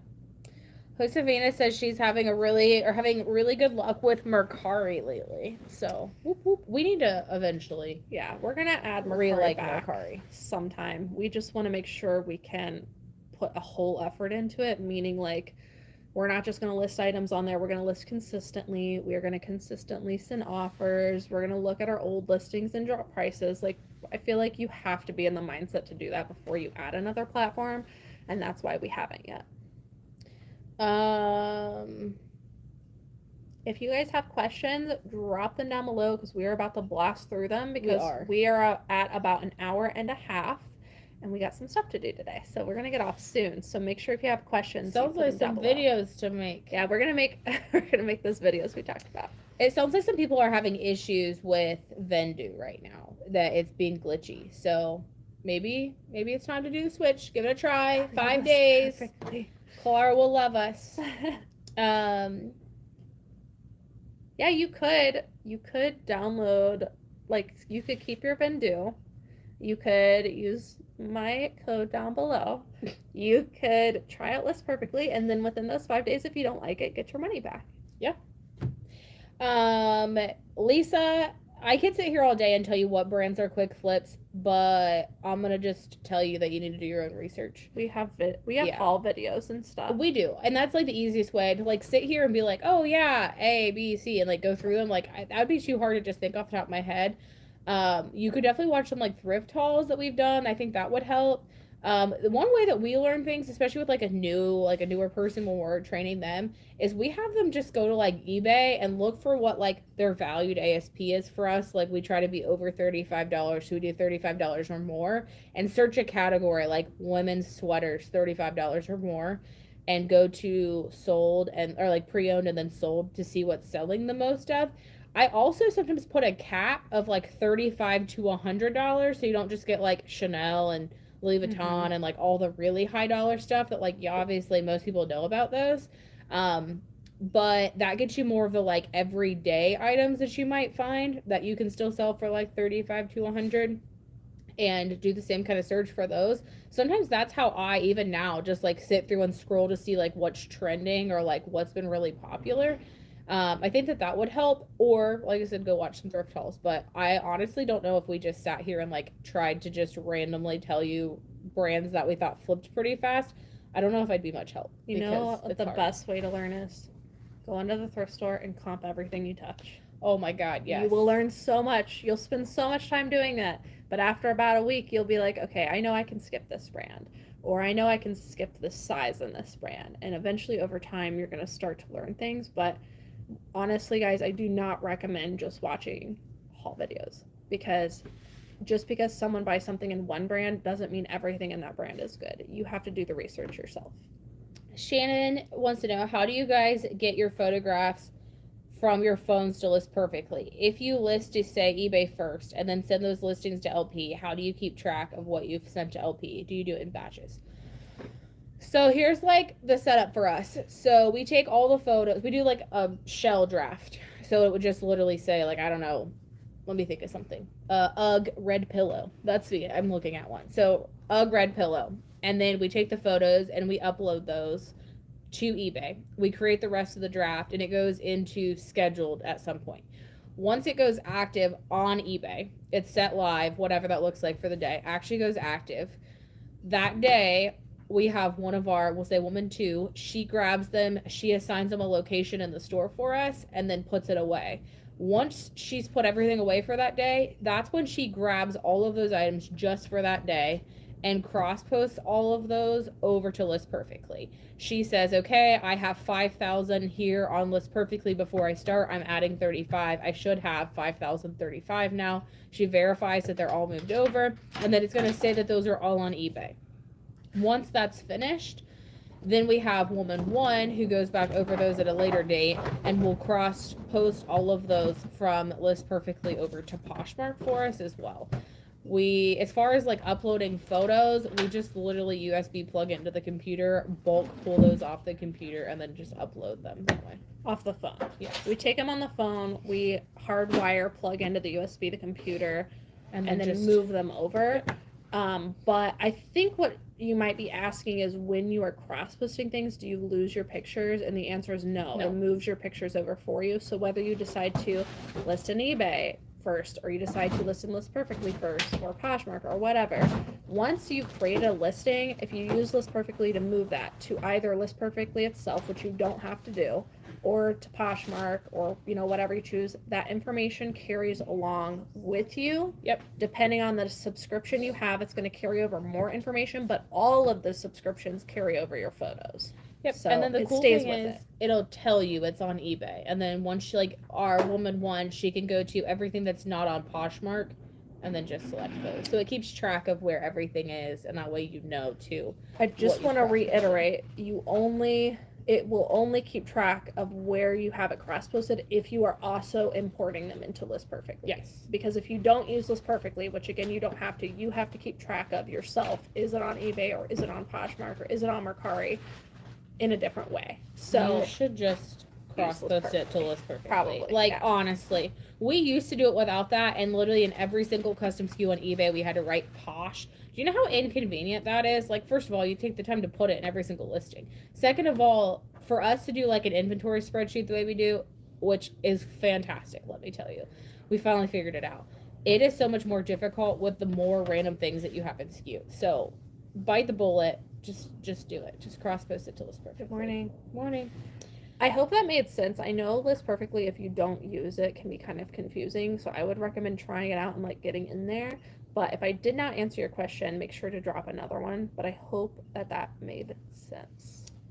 Amethyst Corner, as far as like how many listings you should have to buy a store, you need to look at the different store options and see what you have. I always think it's worth it, but you need to look and see how many exactly that you have and decide if you think that it's worth it for you. Got to do a little bit of math calculation, but it's not hard. Again, we're trying to put a video out on that. I've done one in the past, but things have changed, so I took it down, but hopefully one on that. But basically just look at the subscription, how much it's going to cost you to list items, calculate it out based on having a profile or based on having a store subscription. You can determine which one's better for you. List Perfectly does not have an app as of now. I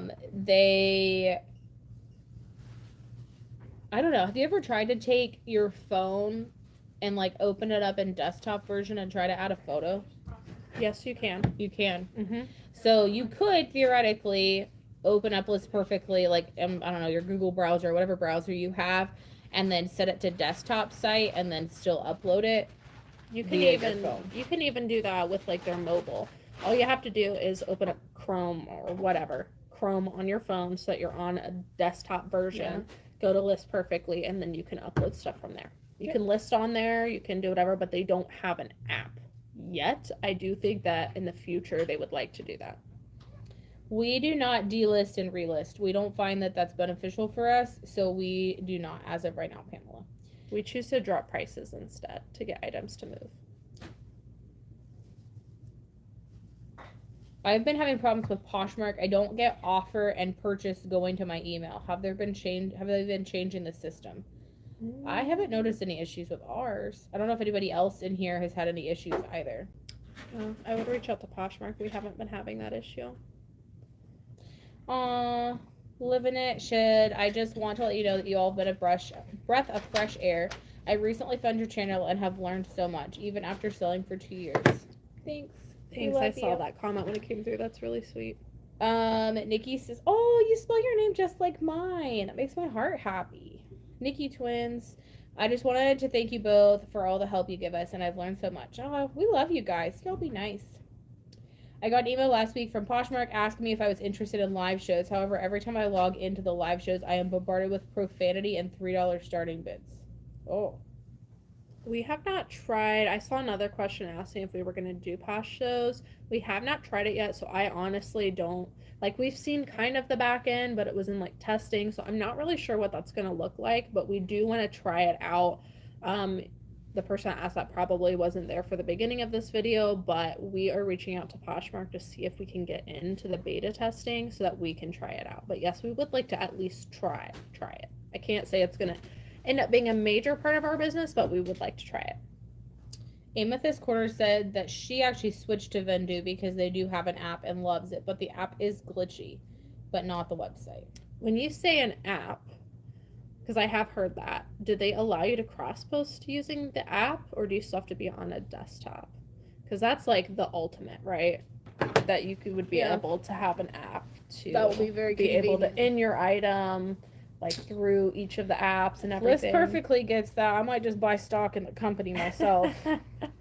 One thing I like about List Perfectly, which I don't know if you guys know, but they just came out with a new feature that we're currently testing that anybody can try, which is you can link, which you're going to have to go look up instructions on how to do that. I'm not going to explain right now, but you can link now whatever platforms you sell on, and it will recognize when an item sells now. And does it give you a list of items that have sold? Yeah, so let me just tell you, it is very janky. You're looking at it to be like, I don't think this is working, because I literally had to watch the video like 6 times. I was like, it can't be this easy.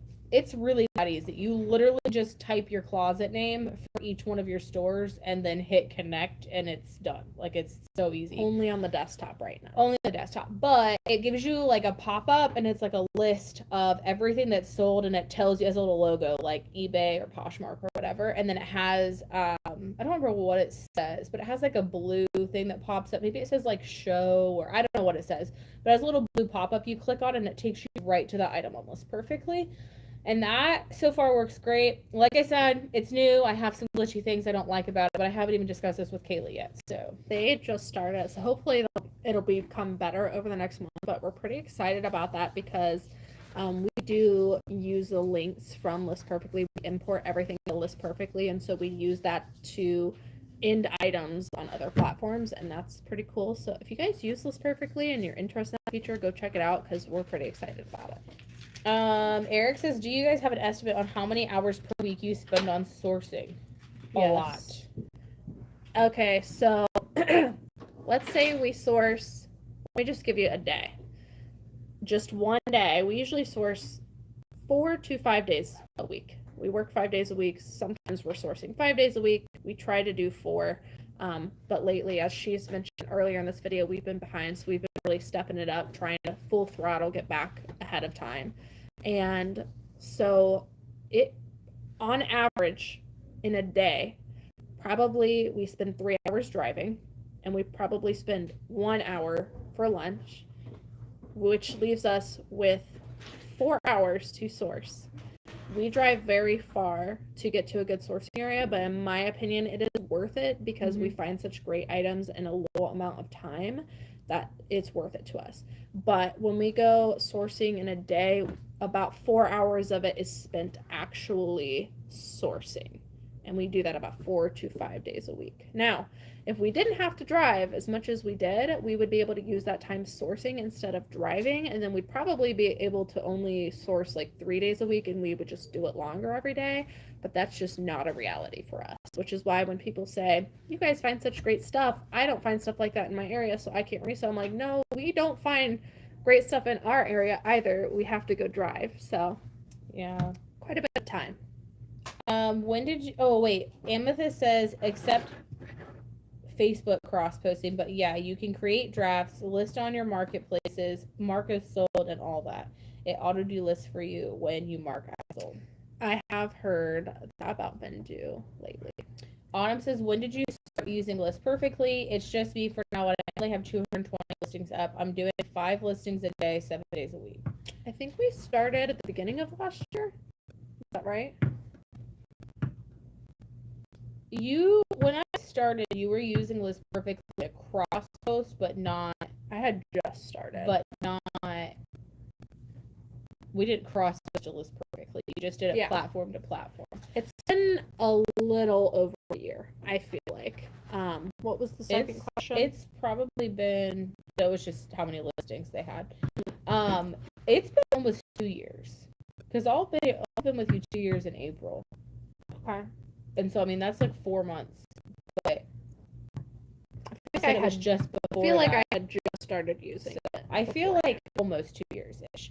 I don't know. Here's what I'm going to say. I might have the unpopular opinion, but if you are 100% committed that, like, you're going to do reselling and it's going to be your job and, like, that's how you're going to make money and you're 100% set on doing it, you need to sail the ship and start this stuff early, because I can tell you that there's a lot of things I wished would have happened now, kind of working back through the issues of like way back when, that had we just done this from the start, it would have made it way easier. I haven't mentioned this to Kaylee, so I'm kind of going rogue here for a second, but oh boy. One of my biggest frustrations is not having the exact same titles on eBay, List Perfectly, and Poshmark. It is so important for inventory purposes for you to have the exact same spelling and the exact same word.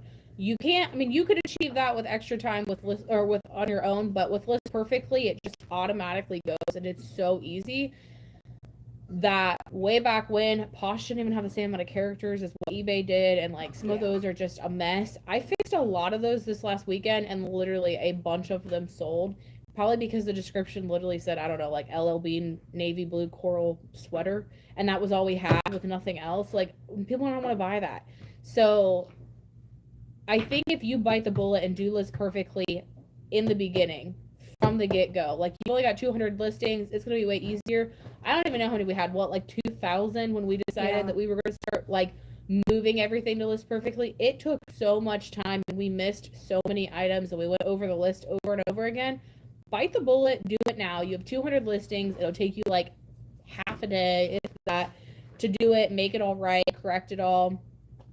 Just do it. I agree with her. However, I will say that I am a big advocate of just making sure before you pull the trigger on another platform that you can wholly invest into another platform. You don't want to end up in a situation where you're cross-posting, but you don't really have the time to put effort into it, because just like anything else, you're going to see sales where you put your time. So you're going to cross-post a Poshmark, but you're not going to send out offers. You're not going to respond to your questions. Then I think wait.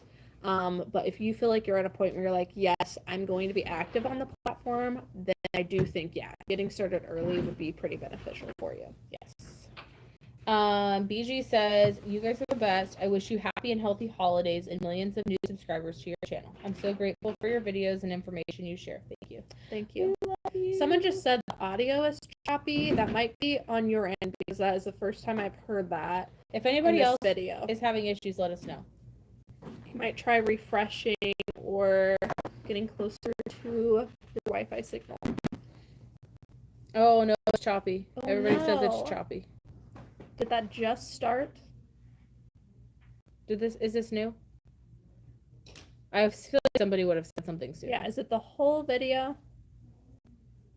Did all the things. It's you. The whole video? Oh, 2 minutes ago. Okay. I don't know, friends. Are you on Wi-Fi? Yeah. Do we have more questions that I can pop through? I can't really refresh. If I do, it'll end the live. So we will try to get through it. It looks like some people saying it's getting better. Oh, better now. Okay, sorry. It was like a chalkboard. No, I'm glad you told us. We might be having some intermittent Wi-Fi issues. So sorry, guys. I really lost myself in here. Give me a second. I do upload pictures. Wait, do you list there and then import to eBay or start listing on this perfectly first? Autumn, we start on eBay, cross-post a list perfectly, and then cross-post from list perfectly to whatever other platforms we're going to put it on.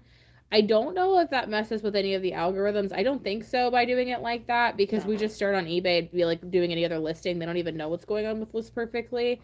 And then we cross-post it. And then for Posh, it just looks like another new listing. So I don't think it has any effect on the algorithm. You're good, little Miss Nat. I was not aware we were having it, and we are trying to wrap up. But I'm glad the audio is back now. We must have just been having some intermittent issues. I thought I forget who said that, but I was like, I haven't heard that yet, so maybe it's on their end. But we are wrapping up, guys. If you have questions, put them down. We are going to rapid fire. Do we have more questions? I'm reading. We have some comments. Okay. It's time to wrap. I love it.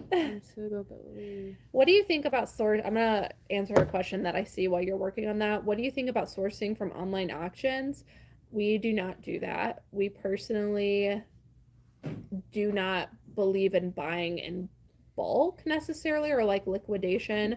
I worry about buying the same things that other resellers are buying, and then it's a race to the bottom of who has the lower price. If it were items that were like singular, like I would be picking up at a thrift store that I know everyone else isn't getting in bulk too, then I would consider it. But we personally don't participate in online auctions. One more thing, background removal. eBay does it. You guys don't like to use this feature. We actually did background remove up until about a few weeks ago. We background removed everything. If you go in our store, almost all of our items are background removed. However, recently we decided to make the switch. There are some more like way bigger resellers than me that make tons of money and are at a much larger level than me, and they do not background remove, and they sell exclusively on eBay, and they claim to not see a difference. So I was like, well, let's try it, because if I could eliminate the step of background removal, then I eliminate multiple steps in my business and everything becomes that much more streamlined, and it's easier when we hire somebody. That's another process they don't have to do. So I was like, let's try it out and let's see if it affects sales. Nikki was very hesitant in the beginning, a lot. Like, my team was not on board. I'll just say in the beginning, we switched to it. We have not noticed a difference in sales. It saves us more time. Do background removals look better and cleaner? Yes. I do think that the pictures look much better with the background removal, but if I'm still going to have the same amount of sales, I don't really care. You know, I'm here to make money. That is not to make things look pretty. So if stuff still sells without it being pretty, that's what I'm going to go for. So we personally chose to stop doing background removal. Now we still have clean, clear white backgrounds. It's just not a crisp white background anymore. I do feel like it doesn't make a difference, but I am semi-sad about it because it doesn't look as pretty. Item specifics was a question. If we go back and do all the item specifics, if it says recommended, we don't pay attention. If it's required, we do, but we don't pay attention to just recommended.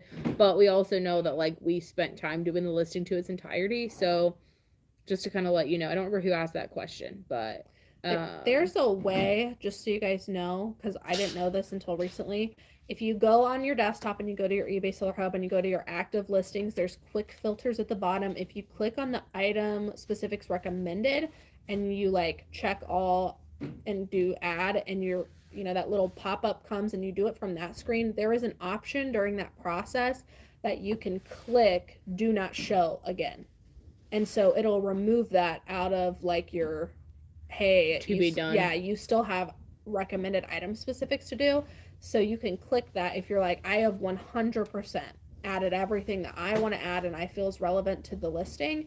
You can click that box and it's going to, I guess, remove it out of your to-do list. And so I found that very useful if I do want to go back and work on listings, to use that feature, because then I know I'm not going to double do it. I don't know. I'm just going to be honest. There's like a big conspiracy about it for both. I'm not going to go like down this big rabbit hole of whether white background matters or it doesn't. What we're saying is based on us, we did it with sales to determine if it made a difference in our sales. It did not make a difference in our sales. As far as Google searches, yes, typically if you're looking at Google searches, 99% of the photos don't have backgrounds and they are white. But as far as like that affecting our sales, honestly, I can't tell you how many of those sales come directly from like people finding them on Google and purchasing them. But if you look, like, just search anything on eBay that you have and look at how many of those are completely white. I think as long as you have a white wall or something in the background, it definitely does. It does, I think, look better than it does if your like entire background is full of like a random door or random other clothes in the back. Like, you'd be surprised at some of the photos that you have, but I would definitely say make your own decisions on that, because I'm loving the arguments back and forth. So listen, guys, listen. I'm just gonna end this right here. She's getting serious. I'm just going to end this right here. Yes, platforms do suggest and say, including Google, white background or black if it is a white item. They do not say you need to background remove and have the crispiest white blank background. They said white, plain, clear background. That is what we have. We do not background remove, but we do have a plain white background. Now, the only time we don't use that is if it is a lighter colored item. We'll put it on a darker carpet, which I feel like serves the same purpose. But if you guys, I go into Google Shopping tab a lot when I'm researching something that like I don't know the price for, I can't find comps on, and I'm telling you right now, not all of the Google Shopping pages are a crisp white background. There are tons of stuff that pops up on the Google Shopping tab that are not plain, crisp background remove backgrounds. It is a white background. It is not a crisp, background remove. Again, does it look better? Yes. But is it worth my time to make something look better if my sales are the same, is what I'm trying to say. And if, 6 months from now, we look back and I see a downward trend year to year or month to month or whatever of, from that starting point that our sales have decreased, and I can determine it's definitely because we stopped removing a background, then we'll go back to background removal. But I'm telling you right now, it's been over a month now. I think it's been about a month, maybe over a month, because we started this before I even said anything on YouTube, because I knew I knew what it was going to be, and I just wanted to have the evidence to say, hey, it did not make a difference. I would say half of the stuff that we are selling on a regular basis is the stuff that we are not background removing now. It's newer items that we've listed. In my opinion, it really does not matter. There are sellers much bigger than I. There are $1 million sellers who, by the way, use a gray background on a carpet all the time. No extra lighting. Millions of dollars every year. And you can go see the sold yourself. So I just wanted to throw it out there because I don't want anyone to say, yes, it's one way or yes, it's the other. I was on that boat too, where I was like, it has to be background removal, but you don't know until you try something. Okay. So if 6 months from now, my sales have increased and it hasn't made a difference, I do want to let you guys know that as somebody who, is talking to thousands of people at a time, because if I can save you time in your business and you can eliminate a step and it doesn't affect your sales, why would I not tell you that? Okay. So we'll come back 6 months from now and we'll see and we'll report back. But in my opinion, this is what we're doing and it's working for us. And I don't see a reason anyone should be spending the time to do it if it's not going to make a difference. Best days or times to thrift, Lisa, that depends on your area. It's going to depend on your stores when the new sales change. I would definitely talk to them. When do they put out the new inventory? What are their sales days? What does that look like for you? Because it'll be a little bit different. I always suggest the beginning of the week early. Most people, I've actually asked thrift store managers this before, and they say, everyone brings their donations in on the weekend when they have time to clear out their closets. We're putting it on the floor by Monday, Tuesday. Come early. That's when the new racks are coming out consistently. Again, she said it could differ depending on when your sales dates are or whatever, but generally early in the week and as early as you can get there. How to not wash out colors with lighting. Get rid of it. That's what we did. I swear to God, that sounds delusional, but like we kept adjusting like the brightness and adjusting the like shutter speeds and whatever. The best look we had was turning the lights off and letting the phone filter itself. And I swear they look 100 times better. Even if we still background removed, they would still look significantly better than they did. Another flood of comments. Yeah, no comments. That's it. We're moving on. We also got rid of our lighting. Who is your inspiration on YouTube? I have a few people. I am actually going to make a video on this, but I have some people that I watch for educational purposes. These are resellers who are doing much more than I'm doing Ooh, it just said reconnecting. It says you're live again. Let me think it's back. If we buffered, let me start the sentence again. I watch some people who are bigger resellers than me to learn, and I think if you are not doing that, you are doing yourself a disservice. And then secondly, sometimes I watch people for entertainment purposes for different reasons. So people that I have learned the most from is Daily Refinement's channel. He really focuses on efficiency. He's very cut and dry. He tests things out. If they don't work, he stops doing them. If they do work, he continues. And I've really taken a lot of inspiration from his channel. And he also has like what is it called? It's like a paid Patreon.